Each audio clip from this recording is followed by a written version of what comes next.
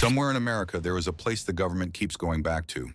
Not a base, not a desert, not anywhere you'd expect. No fences around it, no checkpoints, no sign telling you to turn around. Just a piece of land that on paper looks like nothing. And yet for years, federal investigators have been quietly returning to it. Not once, not after one strange phone call, again and again. Across more than one set of sightings, more than one set of witnesses, more than 1 year. Here's the strange part. Governments investigate events. Something happens, someone looks into it, the file closes, everyone moves on. They don't usually investigate places. This one, they did. By the end of this video, you'll know what was seen there. You'll know what the witnesses said, what the videos show, what the government wrote down in its own internal files. But the lights aren't the part that should stay with you. The part that should stay with you is this. At some point, federal investigators stopped asking what happened here and started asking, what is it about this place? That shift is the whole story. 1. The files. On June 12, 2026, the U.S. Department of War released its third batch of declassified UAP files, 72 records pulled from the FBI, the CIA, the Pentagon, and NASA, as part of a new disclosure effort called Pursue. Documents, witness interviews, phone footage, artist reconstructions for the encounters that no one managed to film. Most of it was forgettable, Cold War radar blips, old reports that were strange in 1962 and are still just as unexplained and just as unremarkable today. But buried inside this release was something the others didn't have, a location investigators had visited before, more than once. 2. The government already knew. Here's what should stop you. This wasn't the first time this place came up. Somewhere in the federal government's own paperwork, before this release, before the public had any of this, there was already a file, already a record, already a reason for an FBI report written in 2025 to casually reference earlier incidents. In the same place, like everyone involved already knew exactly what that meant. That's not how a first sighting gets written up. That's how something gets written up when investigators already have a history with it. So before we even get to what was seen, sit with that. The government wasn't encountering this place for the first time. It already had a file on it. 3, they went back. It gets stranger. This wasn't one report that got cross-referenced once by accident by some overworked field agent typing fast. Investigators kept returning to the same general area. Different years, different teams, almost certainly. These cases span enough time that they weren't all handled by the same people. And every time the new report pointed back to the old ones. Ask yourself the obvious question. Why would federal investigators keep going back to a stretch of land that, on the surface, is just rural, sparsely populated, and unremarkable? There's only one honest answer. Because something kept happening there. 4. Different people, same story. Now bring in the witnesses. Not one person, not one family. Multiple, separate, unconnected witnesses across different years, describing the same basic shape of event without ever comparing notes, because they had no reason to think anyone else had seen anything like it. A glowing sphere, hovering low, near water or tree line. No sound, no visible engine. Behavior that didn't match a plane, a drone, a balloon, or anything else with an ordinary explanation on file. When one person reports something like this, it's an anecdote. When multiple people, years apart, who've never met, describe the same thing happening in the same 25-mile stretch of land, that's not an anecdote anymore. That's a pattern, and patterns are what get federal attention. 5. Years, not nights. Here's where the timeline matters. This didn't happen over one strange week. According to researchers who've since cross-referenced the full file release, the material connected to this single cluster spans incidents in 2021, 2022, 2024, and 2025. 4 years, same general location. Let that sink in before we go further, because this is the detail that changes what kind of story this is. A single sighting is a mystery. A sighting that recurs in the same place for 4 straight years, documented by federal investigators each time, is something else. It's not asking, what was that light? It's asking, why does this keep happening here? 6. The objects matched. And it wasn't just the location repeating. The behavior repeated too. A low sphere, sometimes red, sometimes white, appearing near a wooded area close to water. Sometimes alone, sometimes in pairs, moving laterally, rotating. On more than one occasion, appearing to split into smaller points of light as if one object had become several. And in more than one case, two separate lights moving in tandem, then converging, drifting together until witnesses could no longer tell whether they were watching one object or two. Different witnesses, different years, the same behavior described in strikingly similar language by people who never spoke to each other. That's the kind of consistency that's hard to explain away as imagination. 7. A name appears. And then comes the detail that, once you understand what it means, is hard to unknow.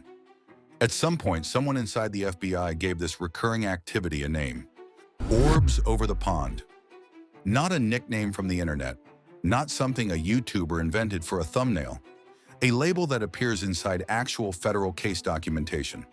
Shorthand used by investigators to refer back to a specific recurring pattern of sightings tied to one location. Read that again. A government office created an internal name for a place. Agencies do not name locations. They name cases.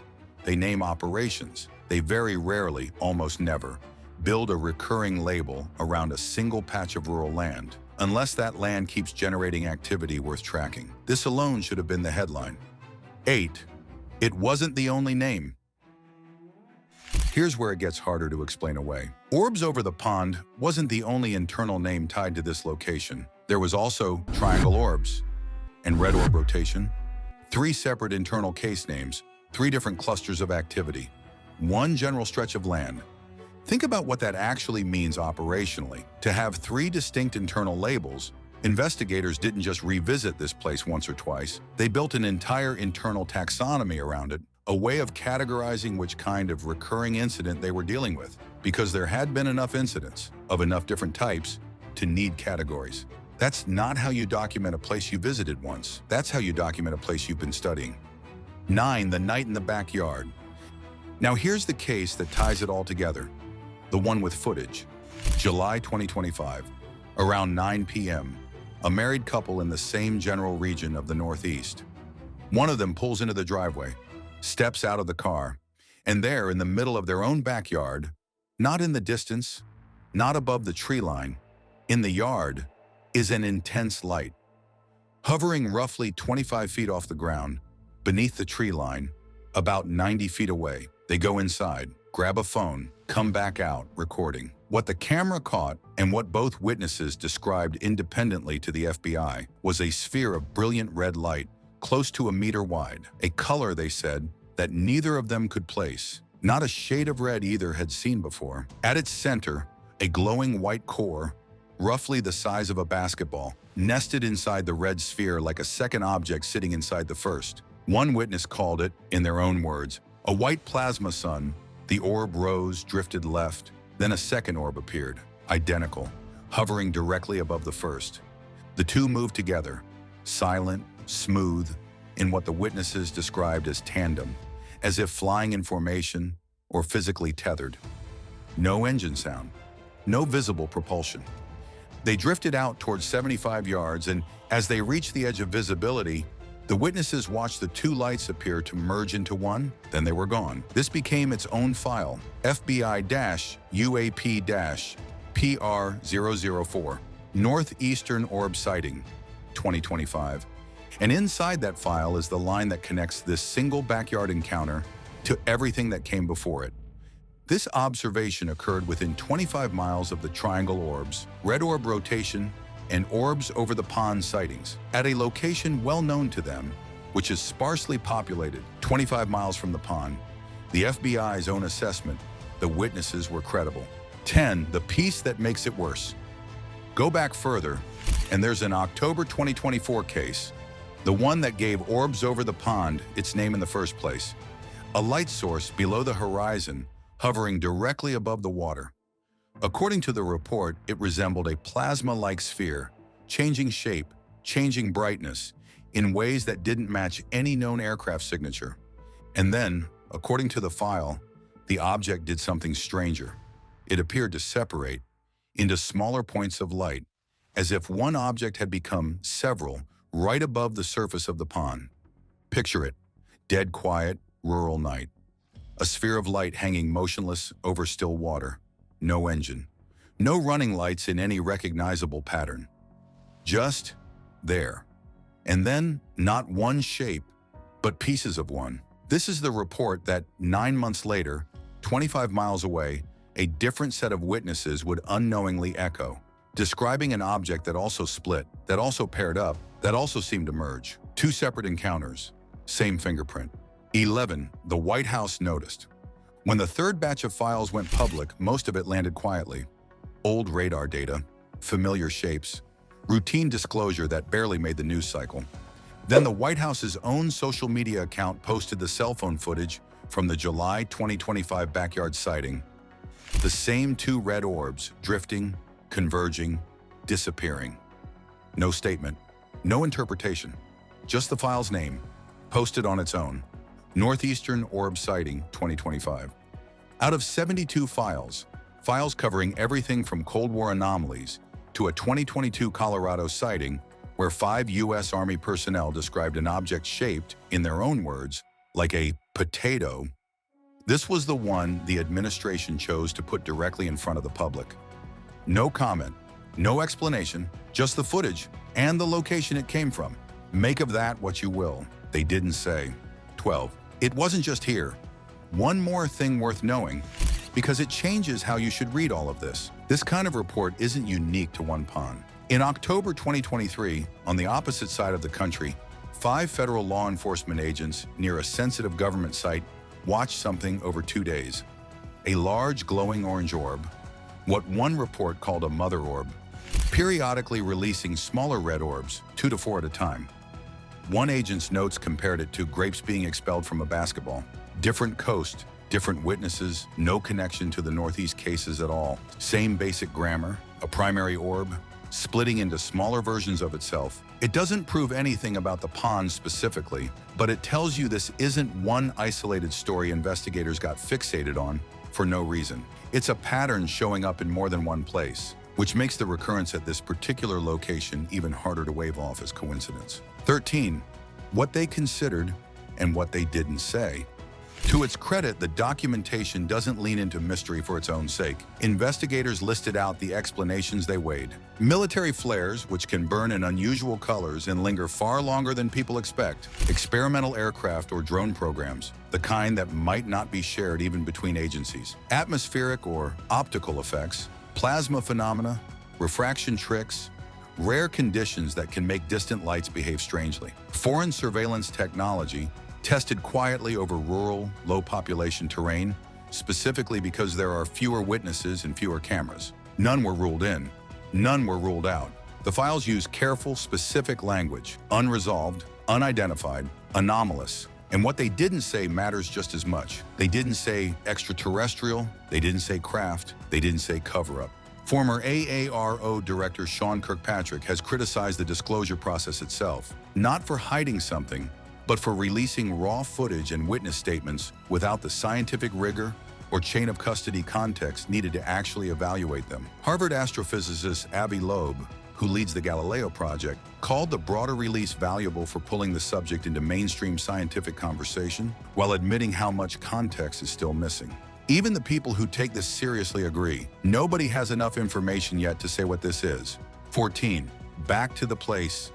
So strip away the colors, strip away the basketball-sized plasma core, the tandem movement, the merging lights. None of that, on its own, is unprecedented. Strange lights get reported everywhere, constantly, and most of them have ordinary explanations once enough data comes in. What isn't ordinary is what investigators did. They didn't close one file and move on, they returned. More than once, over years. They built not one, but 3 separate internal case names for activity tied to a single, sparsely populated stretch of land that, to this day, has never been publicly identified. Somewhere along the way, this stopped being a UFO story. It became a story about a place the government can't stop going back to, and won't say why. Maybe there's an explanation buried in a file that hasn't been released yet, a testing range nobody's confirmed, some quirk of the land or the water that creates conditions found almost nowhere else.